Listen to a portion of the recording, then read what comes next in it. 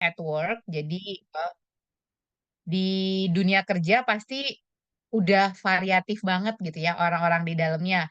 Mulai dari umurnya beda-beda, generasinya, background itu bisa background pendidikan atau background keluarga, belum lagi suku, bangsa, dan seterusnya gitu ya. Jadi emang di dunia kerja itu kita udah dihadapkan dengan berbagai perbedaan kayak gitu. Nah, ini tadi perkenalan singkat. Teman-teman boleh panggil saya Ugas ya, pakai H dan pakai Z gitu ya, Ugas. Tapi nama lengkap saya Nur Anugrah, background saya psikologi, khususnya industri dan organizational. Nah, teman-teman, kalau teman-teman tahu Agnesmo itu seumuran sama saya, cuma beda bulan aja gitu ya. Nah, kalau Agnesmo itu dulu waktu kita masih cilik, dia itu dipanggilnya ya Agnes Monica aja, pakai S, pakai Monica gitu kan. Nah, mungkin kurang lebih 5 tahunan belakangan ini dia rebranding jadi Agnesmo pakai Z gitu ya. Padahal saya itu pakai nama Ugaz itu udah dari zaman SMP, dari zaman belia gitu ya, dari remaja. Jadi untuk ukuran soal nama kebetulan nih ya, Agnesmo tuh ngikutin saya gitu. Jadi untuk itu saya di depannya dia, tapi yang selebihnya kayaknya dia yang di depan saya gitu ya. Nah, itu buat teman-teman supaya ingat Ugaz gitu ya. Nah, saya akan cerita tentang generasi-generasi yang ada saat ini. Ada yang namanya generation atau alpha ya, sekarang udah mulai hadir tapi belum masuk ke dunia eh, kerja gitu ya, dunia profesional. Tapi mereka nggak lama lagi akan masuk nih menyaingi teman-teman Gen Z. Dia lahirannya umur 2011 sampai 2025, nanti mereka masih terhitung Alpha Generation. Ada karakteristiknya. Mungkin nanti saya akan bahas sedikit yang nggak ada di pemateri selain saya gitu ya. Di Alpha Generation itu mereka udah lebih cakap berteknologi, suka inovasi, analytical thinkingnya atau critical thinkingnya oke, dan juga berani spoke up gitu ya, speak up. Nah, jadi ini karakteristiknya dan mereka biasanya energinya itu buat membawa pembaruan, membawa impact gitu ya ke sosial masyarakat. Nah, ada nih Gen Z, kayaknya di sini banyak yang Gen Z ya. Ayo ngacung-ngacung, silahkan. Yang dari Gen Z boleh. Nah, tuh ada Elsa, yang lain-lain. Thank you untuk reply-nya. Gen Z itu sebenarnya kalau tahun lahir itu ada beda-beda ya setiap teori, tapi Gen Z itu lahirnya 1995 sampai 2010. Kalau 95 tuh saya udah SD-an lah kurang lebih.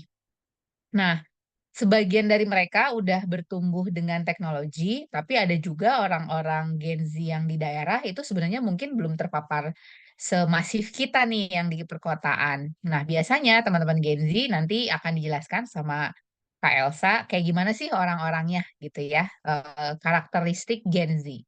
Lalu juga ada Gen millennials kayak saya gitu ya. Saya lahirnya di pertengahan millennials. Biasanya karena dia pernah ada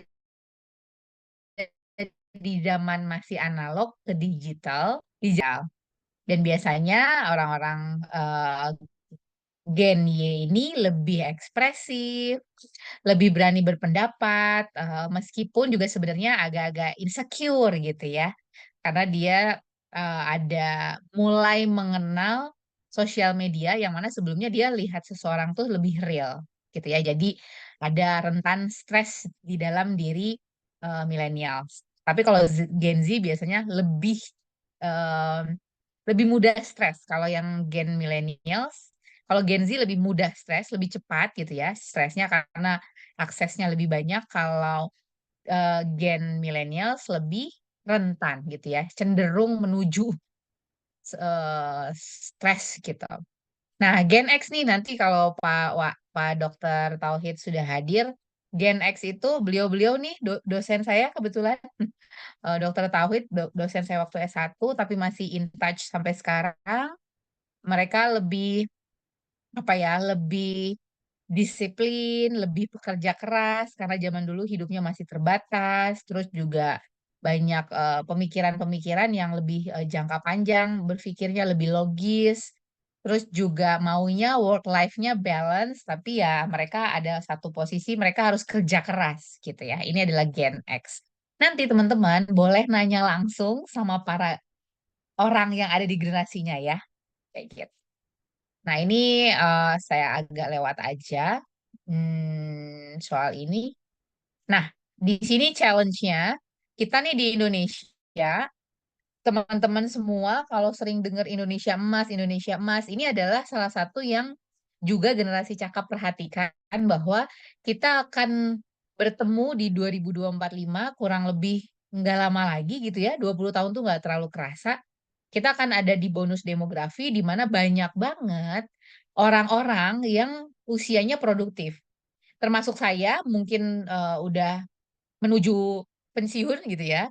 Sedangkan teman-teman yang masih 20-an nih mulai naik nih jadi orang-orang yang harapannya punya produktivitas tinggi, karyanya banyak, juga secara ekonomi more stable gitu kan. Nah, disinilah sebenarnya tantangan-tantangan yang muncul. Bagaimana semua orang yang produktif ini beneran produktif, bukan pengangguran. Bukan yang memberatkan generasinya sendiri atau generasi sesudahnya ataupun yang sebelumnya gitu. Nah, bonus demografi ini nih kita harus persiapkan dengan cara apa? Kita udah mulai meniti karirnya dari sekarang gitu ya. Udah mulai persiapannya dari teman-teman masih baru lulus atau mau lulus tuh udah mulai persiapan untuk masuk dunia kerja. Tapi untuk masuk dunia kerja aja sekarang udah banyak banget saingannya. Eh, tahun lalu aja belasan juta, 14-an juta data BPS itu orang lagi nyari kerja gitu ya. 14 juta itu include generasi millennials, generasi Z juga gitu. Banyak juga generasi yang seperti saya, dia masih pindah-pindah kerja, masih cari kerja gitu kan. Itu juga masih ada. Nah, disinilah teman-teman bersaingnya nggak cuma sama sesama generasi, tapi generasi yang sebelum teman-teman gitu ya. Nah, kalau di dunia kerja ada yang namanya full time, teman-teman tahu ya. Ada yang namanya part time, ada yang namanya karyawan kontrak, karyawan paruh waktu, full time. Terus juga ada yang namanya casual work. Ini nggak semua industri perusahaan punya casual works, tapi ini ada gitu ya. Terus sekarang ada program pemerintah, jadi banyak internship, apprentice gitu ya. Itu agak-agak mirip, tapi tergantung perusahaannya. Ada yang punya internship doang, ada yang punya internship, ada yang punya apprentice gitu ya. Dan yang terakhir juga ada orang yang kerjaannya freelance gitu ya, based on portofolio. Nah, jenis-jenis pekerjaan ini aja itu juga punya pengaruh ke karakteristik-karakteristik orang di dalamnya. Jadi yang pertama tadi ngomongin generasi itu ngomongin karakteristik usianya. Itu udah punya jenis apa ya, karakter khusus. Ditambah lagi ada nature of work orang-orang dengan full time itu beda tuh secara mental dengan orang-orang yang part time, dengan orang-orang yang kontrak gitu ya. Apalagi dengan teman-teman yang masih internship, yang masih baru belajar atau masih kalau bahasa saya mah bahasa Sundanya blah-bloh gitu ya. Masih pelangap-longo gitu ya, masih bingung gitu. Nah, itu punya karakteristik-karakteristik yang berbeda. Nah, di sini di saya mungkin share sedikit satu video aja ya. Semoga terdengar. Kedengeran? Terdengarkah? Pendengar Kak, aman-aman. Oke. Ini gen baby boomers mungkin ini. Dia interview sama millennials. Angkatan saya nih.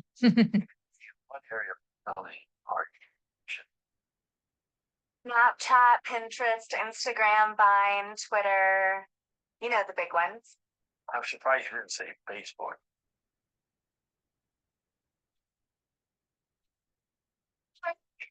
People like my parents. Well, Amy, when you're working for me, you have to have those kind of research skills because they'll send you things for you to comb through and get the answers and send them to me. So for that, you've got to be really good at technology. For stuff like that. No problem. Just ask Siri. You know, just ask Siri. You know, Siri tell me this, Siri find me that. We're all good getting you the answers. Videonya gerak nggak teman-teman? Sorry, aku save dulu. Stop dulu. I don't understand. Oh, enggak. Oh, oke, baru gerak. But you just Don't understand. Ready to go? Udah gerak, Kak. Oke. you said 8, right? Yes. 8 like in the morning 8? Yes, in the morning. Yeah. That kind of doesn't work for me. Who gets up at 8? I do. I Skype with my French boyfriend in Paris until like 3 in the morning. Starbucks until like 10, where I order my grande chai tea latte, 3 pumps, skim milk, white water, 2% foam, extra hot, but not too hot. So if it's okay, I work fast in the morning at 10:45.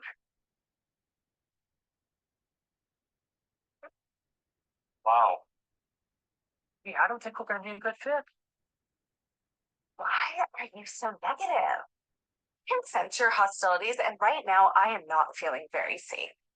I've been here for over 5 minutes, and the only nice thing you have said to me was nice resume, which I typed all night for this meeting with you.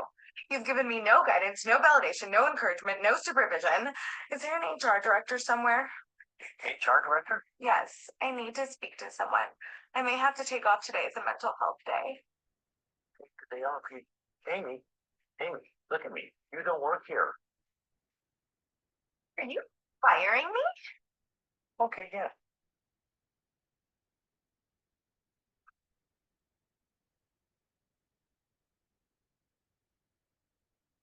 Teman-teman nanti bisa banget ketemu sama bos teman-teman yang mungkin gennya kayak kalau yang sorry aku next dulu deh.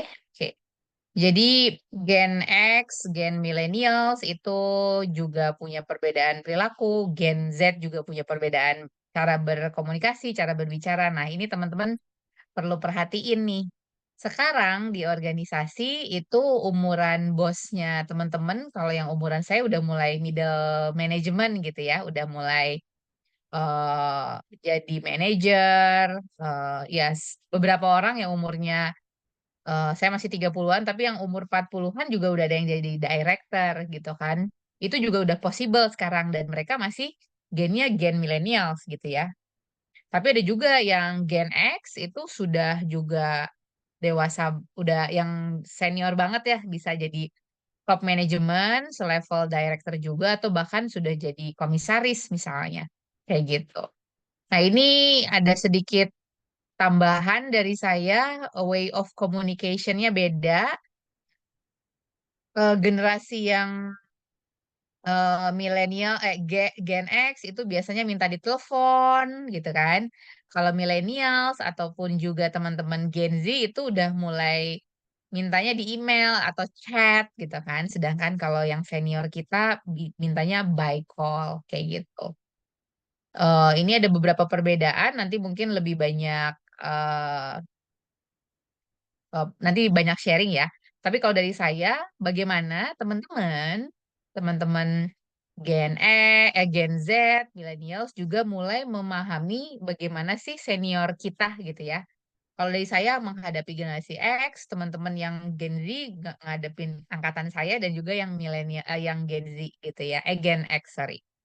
Nah, kita harus memahami bahwa teknologi itu buat mereka kadang menyulitkan sesuatu yang baru karena mereka nggak bisa mengoperasikannya. Jadi please teman-teman boleh bantuin mereka gitu ya. Terus mereka orang-orang senior generation itu pengennya kerja keras, tapi kadang teman-teman karena sudah terpapar informasi maunya kerja cerdas gitu kan. Sedangkan mau kerja cerdas itu biasanya diawali dengan kerja keras dulu, dia akhirnya tahu gue harus belok-beloknya kemana gitu ya, cari alternatifnya. Lalu suasana tempat kerjanya biasanya zaman dulu itu kompetitif karena zaman dulu secara keuangan, secara akses itu masih minim. Jadi siapa yang paling kompetitif, yang terdepan gitu ya, punya prestasi biasanya dia yang punya atau mendapatkan sesuatu yang lebih dari yang lain. Kayak gitu. Senior kita biasanya melihat jabatan sebagai kesuksesan, Sedangkan teman-teman yang lebih muda sekarang yang dicari bukan lagi, hal itu, tapi nanti kita tanya ke Elsa, gitu ya. Lalu juga biasanya kerjanya 9 to 5-nya jelas, kalau anak-anak sekarang maunya hybrid lah, maunya flexible hours, mau flexible time gitu kan. Ya itu juga harus kita adjust nih sebagai leader misalnya kalau kayak saya ataupun juga teman-teman menghadapi, oh kalau di perusahaan tipikal ini waktunya udah jelas gitu ya. Nah, teman-teman sekarang kan Gen Z lagi diserang nih, dibilang kurang mampu menghargai, kurang behave. Nah, teman-teman harus tahu nih cara menghadapinya kayak gimana. Yang terakhir, kalau older generation itu kita biasanya kerjanya untuk menghasilkan uang, lalu menghasilkan pengalaman. Nah, kalau teman-teman yang lebih muda ini biasanya yang pertama dicari ya pasti uang itu basic. Yang kedua itu adalah adventure gitu ya. Jadi pengalaman-pengalaman yang membuat mereka itu merasa apa ya, ada sesuatu yang mereka dapatkan walaupun dalam jangka waktu yang sedikit. Nah, teman-teman kita akan lihat nih gimana nanti kalau kita mengelola tim kita nih bareng-bareng. Ini sekarang yang senior, nanti kita cek nih buat yang Gen Z kayak gimana, kayak gitu. Itu mungkin dari saya, Kak Melani. Sekian dulu Wah, ya, nanti kita lanjut lagi. wah, oke, luar biasa banget nih. Tadi insight yang bener-bener ngena di aku itu, kan anak muda itu lebih banyak yang pengen kerja cerdas ya, padahal kerja cerdas itu diawali dari kerja keras dulu. Nah, di sini mungkin, supaya kita lebih hidup lagi nih, ada yang mau coba tanya nggak sih ke Kak Nur Anugrah ini as a millennial dari teman cakap semua? Nah, sambil nunggu jika ada teman-teman yang mau bertanya, boleh langsung raise hand-nya, ataupun bisa langsung open mic-nya, gitu. Di sini ada Kak Via nih yang sudah raise hand. Halo Kak Vian, apakah ada yang mau ditanyakan nih ke Kak Uga? Oh, ini Kak, tadi bekas raise hand yang cek generasi Z atau bukan? Oh, Lupa oke. di Kak lower Vian hand, ini maaf. berarti dari Gen Z ya? Oke, mungkin aku juga udah ngumpulin nih pertanyaan-pertanyaan dari teman-teman, tapi aku ada satu pertanyaan nih ke Kak Nur Anugrah. Tadi kan, dijelaskan bahwa, gen milenial itu lahir, bukan sebagai digital native, tapi, lahir awalnya konvensional, serba konvensional, lalu, berubah menjadi, digital gitu. Nah, ada nggak sih kayak, perasaan, culture shock dari Mbak Nur Anugrah sendiri ketika udah mulai masuk ke digital di dunia kerja tuh gimana sih saat itu perasaannya? Lalu gimana sih cara untuk menginisiasinya? Oke, waktu pertama kerja shock-nya pasti ya, kalau dulu karena dari kuliah misalnya mostly pakai, apa ya, internet tuh cuma buat research, urusan kuliah, terus juga mungkin menggunakannya lebih banyak Word, atau Excel atau PPT cuma buat PowerPoint gitu kan. Nah, setelah kerja ternyata perbedaannya adalah tools-tools yang sama dipakai untuk hal-hal yang lebih advance gitu ya. Kalau ngomongin teknologi, saya biasanya bikin proposal malah di PowerPoint, bikin desain di PowerPoint gitu kan. Sedangkan dulu waktu kuliah cuma buat presentasi, literally buat presentasi. Nah, dari situ saya jadi tahu, oh kayaknya saya harus belajar sesuatu untuk memanfaatkan teknologi yang dulu saya pakainya basic doang gitu kan. Jadi sekarang harus ikutan kegiatan-kegiatan atau proses pembelajaran yang supaya saya catch up dengan kebutuhan dari organisasi bahwa PowerPoint itu bisa digambar-gambarin kok gitu kan untuk bikin proposal, bukan bukan untuk presentasi aja, kayak gitu. Itu yang pertama.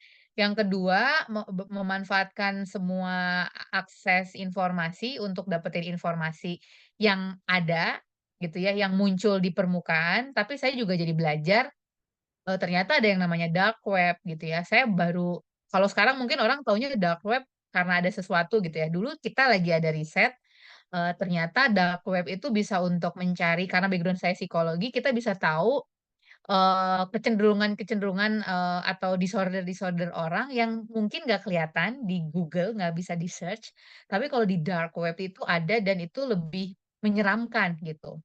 Jadi belajar sesuatu yang lebih dalam dari yang cuma kelihatan di Google ya. Jadi teman-teman kalau tahu dark web, jadi di dark web itu semuanya ada ya. Bahkan yang nggak kita lihat di kayak Google search kayak gitu. Itu sih yang saya lakukan ya karena kita harus catch up tadi sama kebutuhan di perusahaan kayak gitu. Itu mungkin.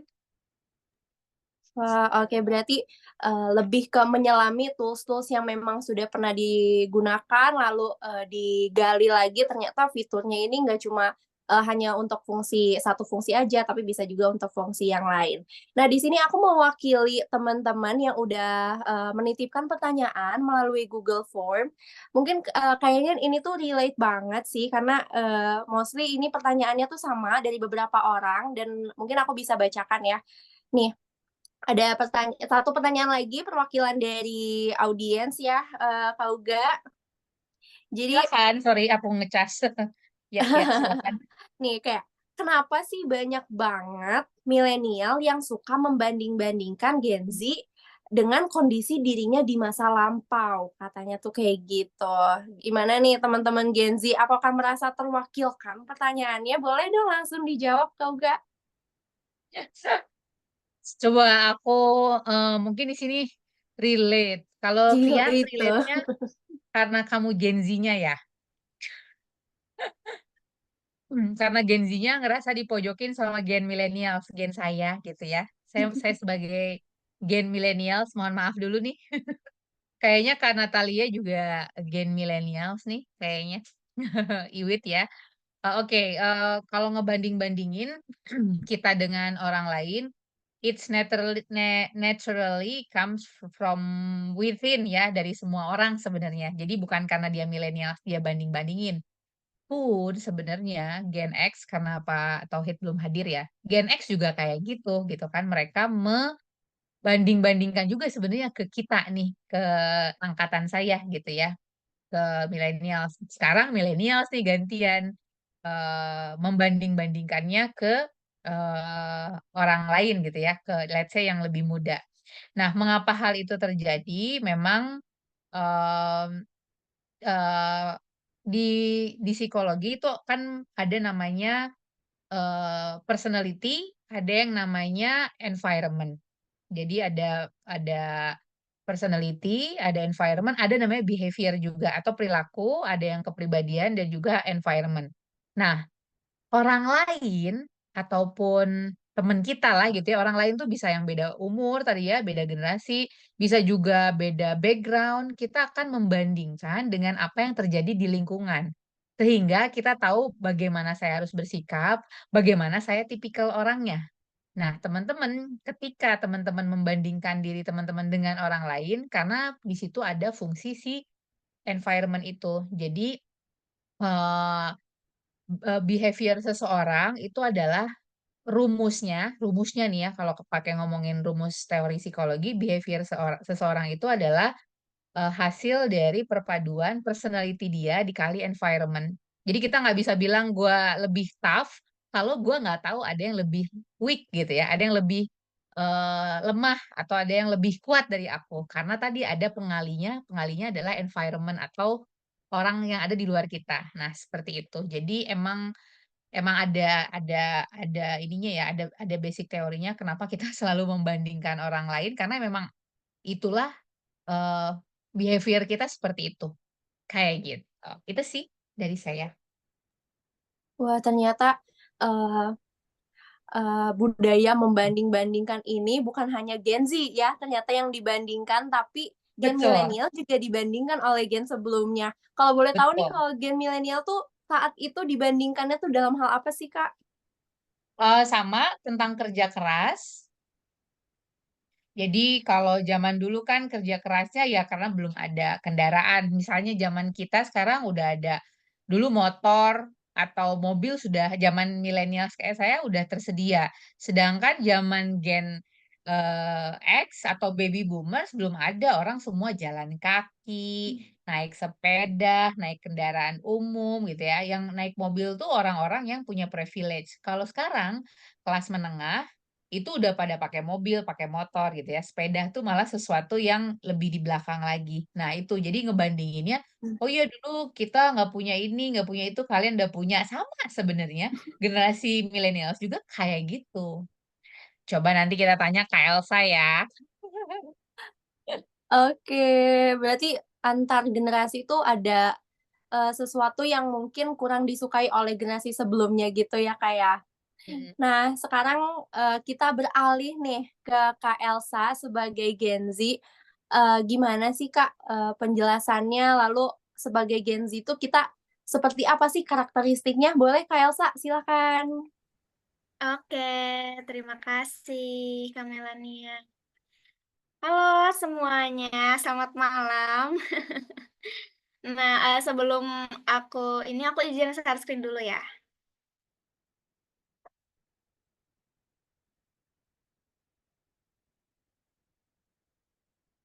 Oke, udah muncul ya. Muncul, Kak. Oke, siap. Aku senang banget. Aduh sorry ya, ini karena kamarnya di pinggir jalan gitu, jadi mungkin agak berisik ya. Oke, aku seneng banget malam ini bisa sharing dengan, Bapak, Ibu, dan teman-teman semuanya. Tentunya, bisa sedikit nggak sedikit sih ya, kayaknya ini emang sesi curhat gitu ya, terkait dari Gen Z itu sendiri gitu di dunia kerja. Karena memang saat ini tuh kenapa ya Gen Z tuh selalu dianggap, lemah gitu ya, padahal kan Gen Z tuh udah palu gada banget gitu ya istilahnya, udah serba dikerjain gitu ya, udah serba sama gitu, Gen Z juga merasakan banyak kondisi gitu ya, tapi kenapa masih dianggap lemah gitu. Nah, kita sharing di sini sekarang gitu dan, tentunya terima kasih, untuk Kak Uga dan tim dari teman cakap gitu ya. Jadi kita bisa sharing nih malam ini gitu, terkait dari Gen Z itu sendiri.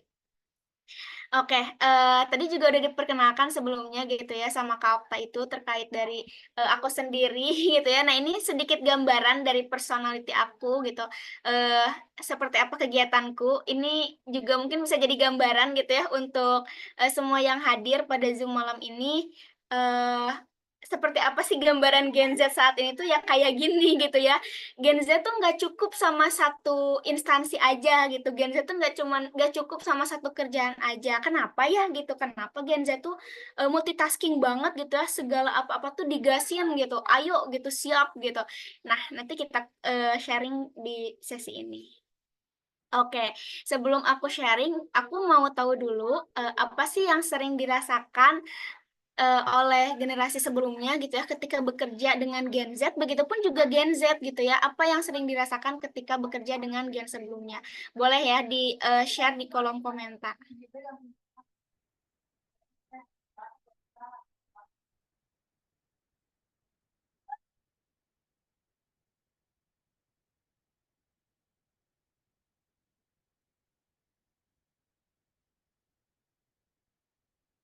Oke, boleh di-share di kolom komentar terlebih dahulu, bagaimana perasaan generasi sebelumnya ketika bekerja dengan Gen Z gitu ya, atau misalkan unek-unek, "Ih kesel banget ternyata Gen Z tuh gini," gitu ya, atau Gen Z, "Ih kesel banget ternyata generasi sebelumnya tuh gini," atau misalkan seneng karena generasi sebelumnya atau generasi Gen Z tuh bisa, saling melengkapi misalnya gitu, itu boleh banget di-share di kolom komentar.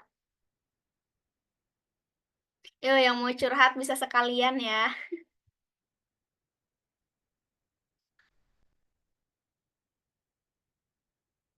Oke, sambil nunggu yang lain kita langsung ke next ya. Ini nanti boleh di-share gitu ya di kolom komentar, biar nanti saling mengetahui satu sama lain. Oke. Nah, oke, Gen Z tuh kan, umumnya ya lahir tuh dari tahun 1995 sampai dengan, 2010 gitu.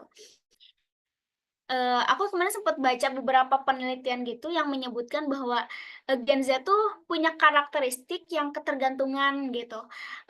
Mereka tuh ketergantungan dari yang aku lihat ketergantungannya tuh lebih kepada ketergantungan teknologi gitu. Kemudian juga Gen Z tuh punya karakteristik kebebasan, dia tuh nggak mau banyak diatur-atur gitu ya. Dia tuh, lebih senang dengan hal-hal yang, fleksibel gitu.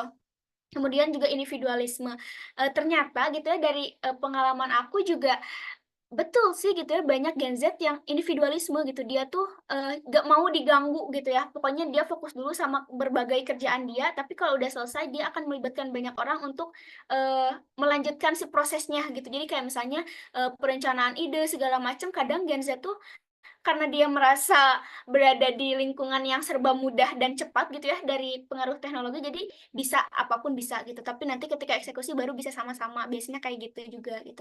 Terus juga kecepatan gitu, karena tadi gitu ya, karena ada di dunia, yang begitu pesat teknologinya, jadi memang Gen Z tuh selalu pengen hal-hal yang instan, hal-hal yang cepet gitu, nggak mau yang lama-lama, yang lelet segala macam tuh enggak gitu, kayak gitu. Oke, ini adalah karakteristik dari Gen Z gitu ya. Eee, oke, aku juga disclaimer dulu ya, mungkin beberapa dari apa yang aku sampaikan itu terkait dari based on experience aku juga gitu. Nah, terkait karakteristik Gen Z, itu yang pertama tuh kreatif gitu dan inovatif dalam menggunakan teknologi. Di mana, karena emang mungkin bisa kita lihat sama-sama gitu ya di sosial media saat ini, kayak misalnya aplikasi TikTok gitu ya, khususnya TikTok sih ya gitu, itu banyak menunjukkan bagaimana kreativitas, Gen Z gitu dalam menggunakan teknologi gitu. Baik itu misalnya mereka memanfaatkan teknologi sebagai media untuk mereka sharing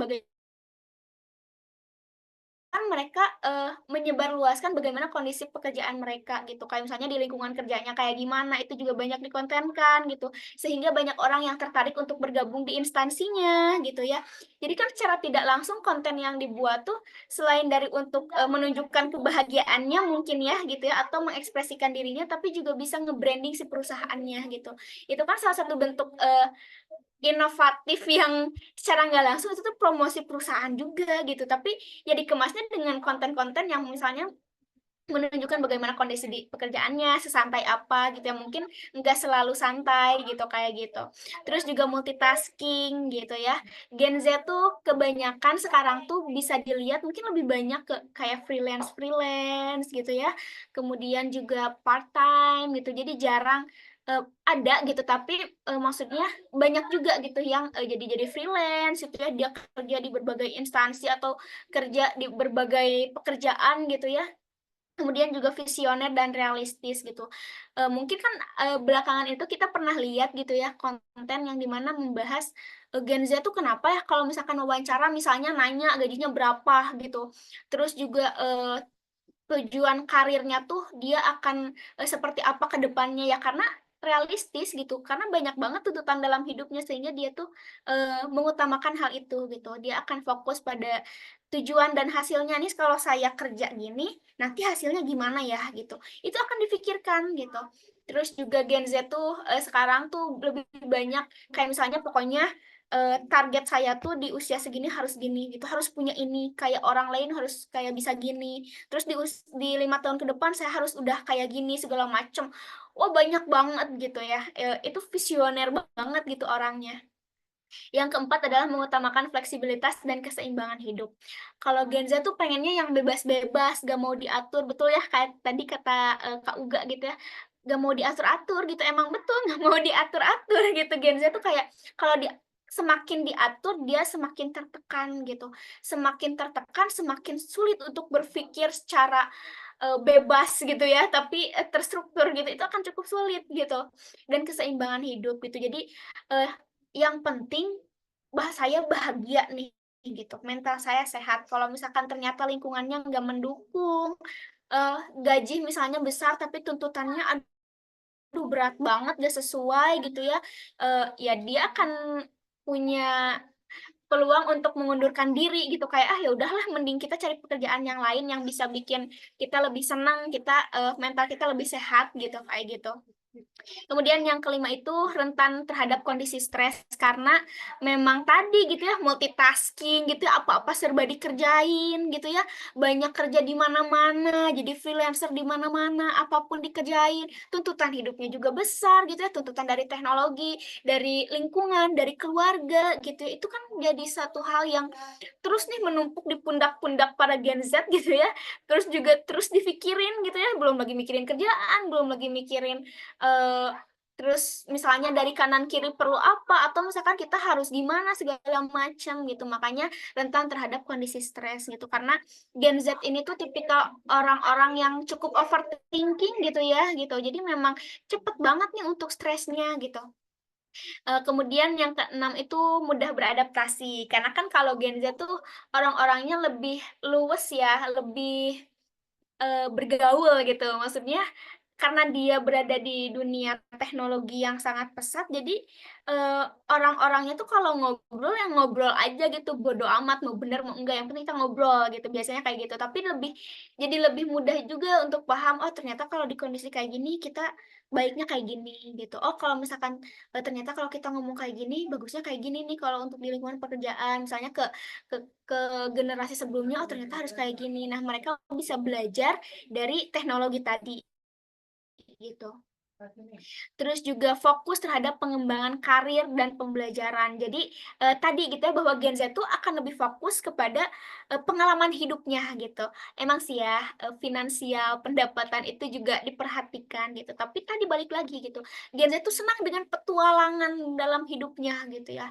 Apapun pengalaman yang bisa menunjang, karir dia bagus gitu ya, terus berkembang gitu, terus juga pemahaman atau wawasan dia tuh terus meningkat gitu ya, terus semakin luas, itu akan ia perjuangkan gitu ya, gitu, kayak gitu. Jadi memang, nggak aneh kalau misalkan Gen Z tuh ikut banyak kegiatan gitu, atau misalkan, ikut di beberapa instansi gitu ya, pekerjaannya banyak, sebetulnya bukan karena memang pekerjaannya aja, tapi karena memang dia tuh senang untuk sibuk gitu ya. Karena biasanya kalau Gen Z mah, lengah dikit bikin story galau gitu ya, kayak gitu.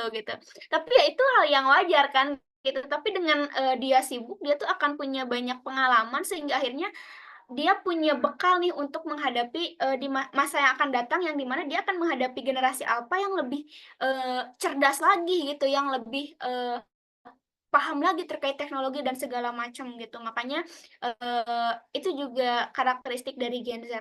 Nah, yang terakhir adalah penerimaan dan pengakuan menjadi hal yang penting. Jadi kalau Gen Z tuh lebih senang diapresiasi gitu ya. Kemudian juga, "Oh iya nih di perusahaan kita tuh ada ini," gitu ya. Dia misalnya salah satu, generasi Gen Z gitu ya.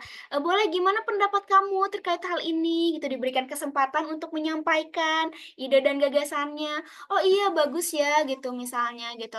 "Boleh nanti kita pertimbangkan lagi," gitu ya. Jadi enggak yang dengan, "Ah ini mah jelek," gitu, "Ah apaan sih idenya kayak gitu." Nah itu akan sangat-sangat menyakiti sampai akhirnya ya udahlah mending nggak usah, lanjut aja kerja di sini gitu, biasanya kayak gitu. Itu terkait dari karakteristik Gen Z. Nah selanjutnya, tantangan Gen Z nih gitu. Jadi sebetulnya sih betul ya setiap generasi itu akan punya tantangan tersendiri gitu. Begitupun juga Gen Z gitu. Yang pertama itu kesenjangan generasi dan pengalaman. Karena kan mungkin kalau Gen Z mah dianggap sama generasi sebelumnya anak usia baru seusia jagung lah istilahnya gitu ya. Anak kemarin sore tahu apa sih gitu kan, mungkin gitu ya. Makanya, ada gap lah di situ gitu. Karena kan kadang ada, perusahaan yang patriarki gitu ya, terus juga ada yang, lingkungan yang mungkin, oh senior mah punya banyak pengalaman gitu, Gen Z mah apa sih gitu, baru baru aja daftar gitu ya, baru aja lulus kuliah gitu, punya pengalaman apa gitu. Nah itu kan kadang jadi, apa ya, tantangan untuk Gen Z gitu ya, untuk menunjukkan bahwa Gen Z juga layak gitu berada di antara mereka gitu. Gen Z juga punya potensi yang, bisa untuk dikembangkan dan didedikasikan ke lembaga atau instansi atau pekerjaan yang sedang dijalani gitu. Terus juga yang kedua adalah budaya kerja. Karena Gen Z ini orang yang bebas gitu ya, orang yang gak suka diatur gitu ya, orang yang kadang seenaknya gitu ya dengan waktu, makanya ketika dihadapkan dengan pekerjaan yang mungkin, disiplin gitu, atau misalkan yang emang banyak banget nih gitu ya project dan segala macamnya, itu akan jadi tantangan untuk Gen Z menyesuaikan dirinya gitu. Bagaimana dia harus disiplin, bagaimana dia misalnya harus menyesuaikan dengan lingkungan segala macam gitu. Yang ketiga adalah ekspektasi. Karena Gen Z ini berada dalam hidup perkembangan teknologi yang sangat pesat gitu ya, otomatis banyak banget nih informasi yang beredar di sosial media atau di internet gitu. Pasti nih Gen Z tuh akan bisa gitu ya untuk mengerjakan berbagai hal gitu. Masa sih gini aja nggak bisa, kan bisa searching gitu, biasanya kayak gitu gitu. Atau misalkan saya pernah gitu ya ada di salah satu lembaga itu bekerja dengan ya berusia 38 hingga 40 mau ke 50 lah gitu. Di situ posisinya saya usia 22 tahun gitu ya, maksudnya baru-baru ini gitu 22 tahun. Terus ada nih di antara mereka tuh yang bilang, "Ya udahlah sama Neng Elsa aja," gitu. Karena kan masih muda, ya kita mah kan udah gini ya, udah berusia gitu, makanya geraknya kurang gitu. Makanya dijalanin aja sama Neng Elsa gitu. Dikasih kebebasan tapi nggak didukung gitu untuk mencapai apa yang mereka mau gitu ya. Kayak misalnya gini, oh karena kita asal dikasih kesempatan untuk pegang project nih gitu, tapi nggak disupport gitu, nggak diapresiasi segala macam gitu. Malah yang ada ya udah sok gitu kerjain aja, kita mah nunggu hasilnya aja. Kadang ada juga generasi yang kayak gitu gitu, generasi sebelum itu yang kayak gitu karakteristiknya. Sehingga akhirnya Gen Z tuh merasa tidak diberikan dukungan gitu. Hingga akhirnya mending maju lah, kita jadi stres kan ujungnya gitu kan kayak gitu. Terus juga yang keempat itu tuntutan hidup. Nah, sekarang tuh banyak banget gitu ya Gen Z tuh yang menjadi sebetulnya nggak Gen Z aja sih ya gitu. Sekarang tuh lagi ramai yang namanya generasi sandwich gitu kan gitu. Itu tuntutan hidupnya tuh banyak banget gitu ya. Udah mah harus kita tuh kerja untuk diri sendiri, untuk misalnya kayak Asa gitu ya. eh, Sambil kuliah harus sambil kerja, terus misalnya ya sedikit-sedikit bisa bantu keluarga gitu misalnya gitu. Itu kan apa ya, suatu ujian yang haheh banget gitu ya ngejalaninnya gitu kayak gitu. Banyak banget tuntutan hidupnya loh gitu untuk Gen Z tuh. Jadi kenapa Gen Z tuh realistis hidupnya, visioner, karena tuntutannya juga cukup ya cukup tricky lah gitu. Mereka harus eh tadi ekspektasi tadi gitu ya. Mereka tuh dengan tuntutan gaya hidupnya juga cukup besar gitu ya. Tuntutan dari teknologi juga cukup besar. Tuntutan dari keluarga juga cukup berat gitu. Makanya tadi balik lagi ke karakteristik Gen Z yang mudah stres gitu. Terus yang kelima adalah penerimaan dan keterlibatan. Biasanya tadi gitu ya ada Gen Z mah tahu apa tuh gitu ya. Gen Z mah baru kemarin gitu ya daftar kerjanya juga atau terjun di dunia kerjanya nggak ada pengalaman gitu ya. Jadi atau misalkan nggak diberi kesempatan untuk oh kayaknya kita harus gini deh gitu untuk menyampaikan ide dan gagasannya kayak gitu. Pokoknya tahu disuruh aja Gen Z mah gitu. Nah, generasi sebelumnya yang ngurusin segala macam kadang ada juga yang kayak gitu gitu. Yang terakhir adalah manajemen waktu. Karena Gen Z itu punya banyak pekerjaan, punya banyak tuntutan gitu ya. Seperti seolah-olah jadi orang yang paling sibuk gitu ya. Ya akhirnya manajemen waktunya juga jadi suatu tantangan gitu. Bagaimana mereka tuh bisa menyelesaikan berbagai pekerjaan sesuai dengan waktu yang udah ditentukan gitu, tepat waktu kayak gitu. Inilah terkait dari tantangan Gen Z ya.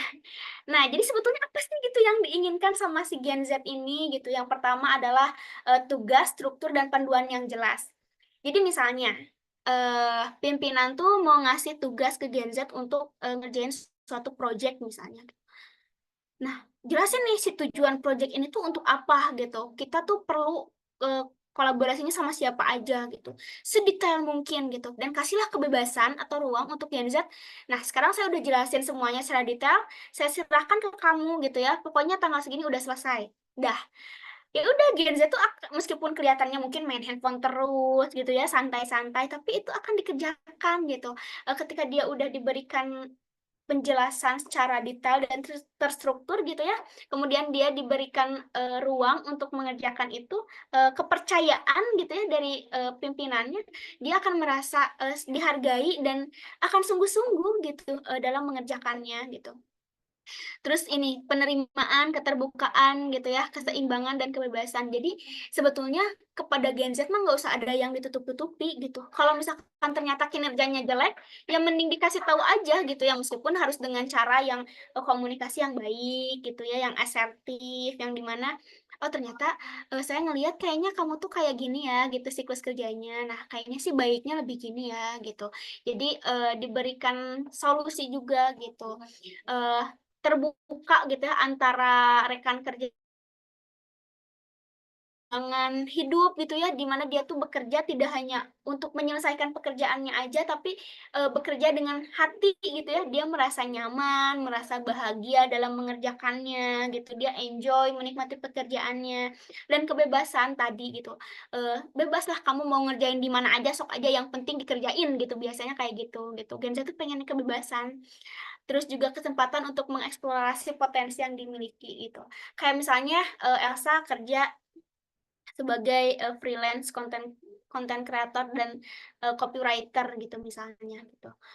Pokoknya kamu bikin konten untuk 1 bulan terkait video game bebas, mau bahas apa aja. Yang penting gamenya itu berfokus untuk perlindungan anak dari konten negatif. Nah itu bebas, kamu mau ekspresikan kayak gimana pun itu terserah. Wah itu adalah suatu kenikmatan untuk para Gen Z gitu kan gitu. Nah terus juga ruang untuk mengekspresikan diri dan menuangkan ide. Jadi ketika misalnya ada rapat atau misalkan ada briefing-briefing kecil gitu, dilibatkan gitu ya. Oh silakan gitu, apa nih gitu, ide apa nih yang kamu punya gitu misalnya gitu. Terus juga menjadi diri sendiri aja gitu, jangan dituntut untuk kamu tuh harus jadi orang yang perfeksionis gitu ya, jadi orang yang selalu rapih gitu, karena kan mungkin lebih kita bisa sering lihat gitu ya, Gen Z tuh kalau kerja pakaian-pakaiannya tuh casual gitu ya, jarang yang pakai blazer hitam gitu ya. Karena mereka tuh ya dirinya tuh santai gitu. Jadi mereka tuh ingin mengekspresikan dirinya tuh seperti itu gitu. Kemudian juga karena pekerjaan saat ini tuh, tidak bisa terlepas dari yang namanya teknologi gitu ya, makanya Gen Z tuh perlu untuk difasilitasi teknologi yang maksimal dan efektif gitu. Kayak misalnya Wi-Fi-nya nih kenceng gitu, nggak boleh nih, ada lemot-lemot, nggak suka gitu.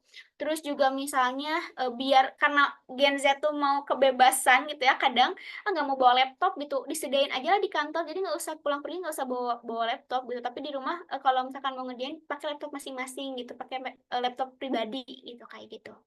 Terus juga Gen Z tuh ingin sekali lingkungan yang positif dan inklusif gitu, yang berkelanjutan, yang bisa merangkul berbagai kalangan, enggak misalnya memandang, oh ini mah dari kalangan ini makanya di pekerjaannya dia lebih diagung-agungkan misalnya gitu, dia lebih diperhatikan sebagai, sedangkan misalnya dari kalangan yang berbeda gitu ya, dikucilkan gitu misalnya, dibodo amat, gak ditanya segala macam gitu.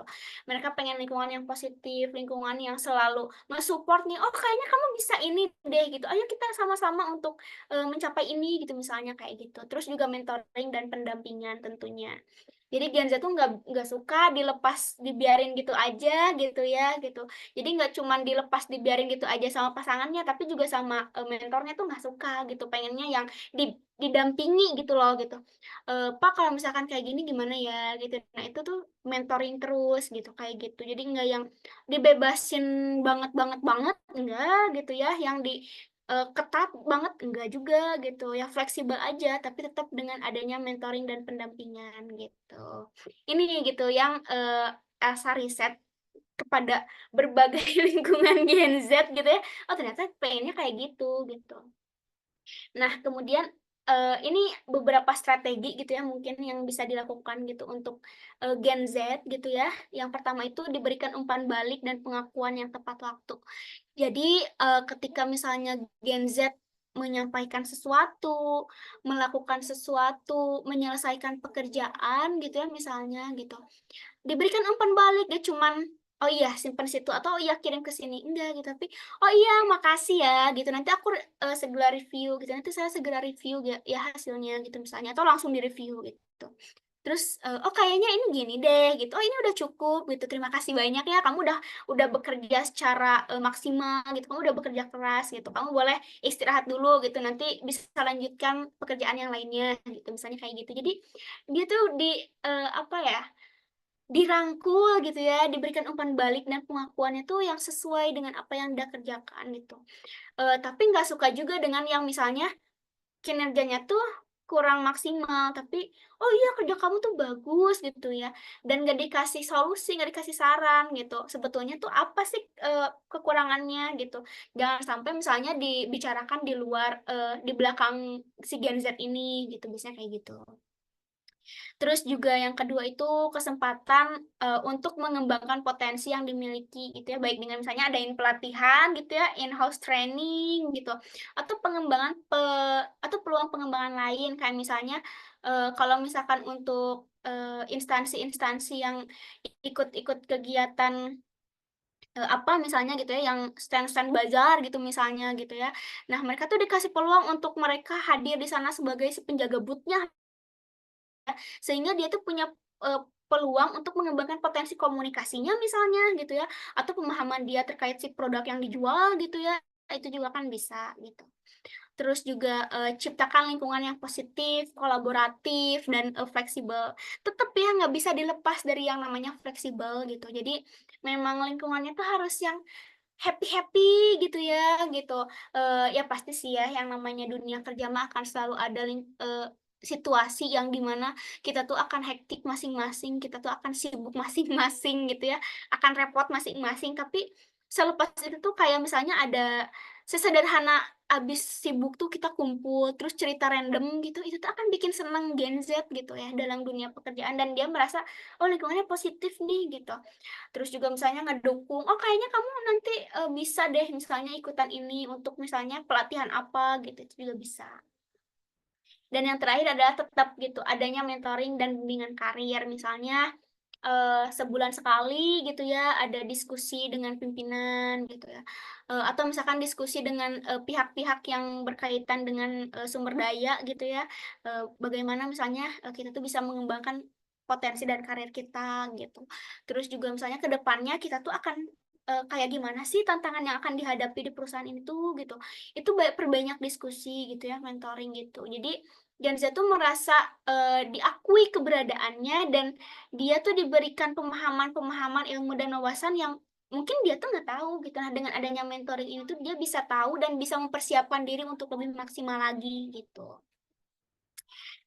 Nah, terus kan kalau misalkan di instansi yang multi generasi tuh pasti ya Gen Z tuh akan ketemu dengan generasi-generasi yang sebelumnya gitu ya.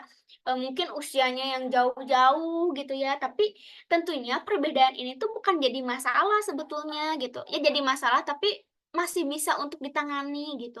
Bahkan Gen Z tuh dalam, instansi atau lembaga multigenerasi tuh bisa jadi pelengkap gitu ya, yang tepat untuk pengembangan dan keberlanjutan. Karena mungkin kalau generasi-generasi sebelumnya kan lebih kepada bagaimana sih pengembangan bisnisnya gitu ya, strategi, segala macam instansinya gitu. Nah, si Gen Z inilah yang melengkapi terkait dari, pengembangan teknologi saat ini dan lingkungan saat ini gitu ya, kondisi saat ini gitu. Misalnya di bidang kreatifnya gitu ya, atau pendekatan dengan masyarakatnya mungkin kalau untuk lembaga yang bergerak di bidang masyarakat atau sosial gitu.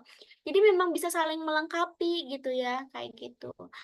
Misalnya untuk ide-ide pokoknya, bisa diputuskan oleh generasi sebelumnya, Gen Z bisa memberikan saran gitu ya, kemudian Gen Z nih yang bergerak gitu karena, yang aku lihat usia-usia Gen Z saat ini kan masih usia-usia yang tak terbatas ya gitu. Karena tadi gitu ya, jiwa petualang gitu, makanya, mereka akan senang nih untuk diberikan peluang, untuk mereka tuh mobile gitu, gerak gitu, untuk mereka tuh, kerja ke sana ke sini riweuh gitu ya, ribet gitu. Itu tuh mereka tuh senang gitu ya, meskipun mungkin ada juga sih yang ngerasa stres dan lain sebagainya, karena ya itu mah kembali lagi kepada, individual si Gen Z-nya itu sendiri gitu. Kayak gitu. Nah, ini yang terakhir mungkin ya gitu pembelajaran yang didapatkan oleh Gen Z dari generasi sebelumnya tuh tentunya yang pertama adalah keterampilan komunikasi, karena Sedangkan kalau Gen Z tuh komunikasinya lebih casual ya gitu.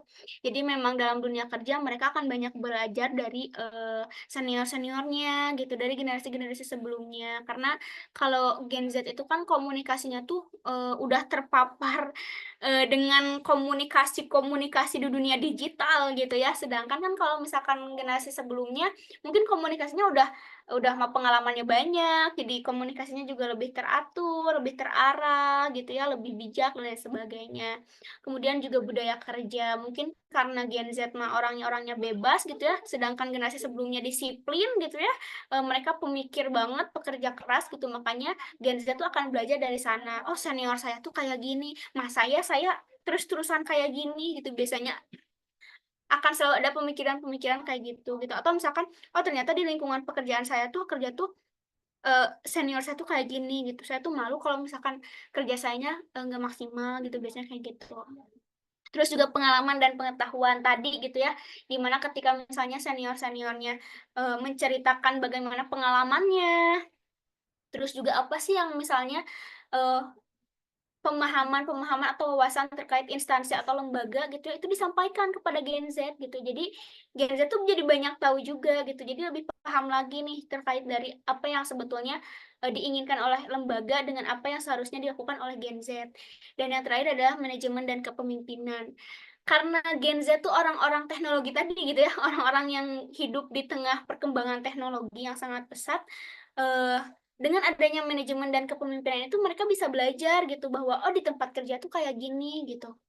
Kemudian juga oh ternyata gitu ya bisa istilahnya Gen Z tuh bisa menyesuaikan diri lah gitu dengan antara kondisi dirinya di luar pekerjaan gitu ya dengan yang terus berdampingan dengan teknologi dengan bagaimana dia tuh berada di pekerjaannya gitu. Oh ternyata pemimpin-pemimpin tuh seperti ini gitu ya. Oh ternyata kalau kita mau memanage sesuatu tuh kayak gini gitu. Oh pimpinan saya mah orangnya teh fleksibel gitu ya, tapi terencana gitu misalnya gitu. Oh ini bisa nih untuk nanti saya terapkan di misalnya di masa yang akan datang gitu ya, atau misalkan dia ketika di pindah instansi misalnya gitu itu bisa diterapkan kayak gitu. Ini sih yang lebih sering untuk didapatkan gitu ya oleh Gen Z dan masih banyak lagi tentunya gitu. Udah deh selesai sharing dari aku terkait dari Gen Z di dunia kerja. Mungkin aku kembalikan lagi ke kakak moderator. Silakan. Terima kasih. Oke, Kak Elsa, terima kasih banyak. Penjelasannya ini sangat clear ya. Aku sebagai Gen Z tuh jadi merasa digibahin karena semuanya tuh udah diomongin gitu. Sangat relate banget gitu, Kak Elsa. Nah, mungkin setelah kita tadi dapetin insight soal Gen Z, kita juga sekarang udah kedatangan nih dari narasumber kita yang ketiga, yaitu ada dari Dr. Tauhid Nur Azhar. Halo, Pak Tauhid. Selamat datang di webinar Teman Cakap seri 9 ini. Halo, terima kasih atas kesempatan yang sudah diberikan. Menarik sekali kajiannya dari tadi saya ikuti. Wah, nanti nanti dari Pak Tauhid ini akan menjelaskan dari sisi Gen X-nya seperti itu ya Pak ya, karena kalau dari kacamata Gen Z ya, Gen X ini adalah generasi yang wise, bijaksana, yang menjadi penengah antara huru-hara nih Gen milenial dan Gen Z ini gitu. Gimana kabarnya Pak Tauhid hari ini? Alhamdulillah baik. Mungkin pertama-tama saya juga mohon maaf mungkin off cam dulu ya karena kondisi di tempat saya sedang kurang memungkinkan ini. Iya, Wah, tidak apa-apa Pak. iya. Eh, tadi saya sempat ya mengikuti apa yang disampaikan oleh Kang Sanilah Wise pada generasi X. Kelihatannya malah justru itu sudah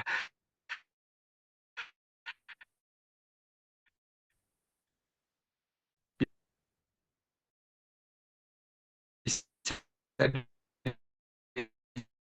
dicerminkan oleh Gen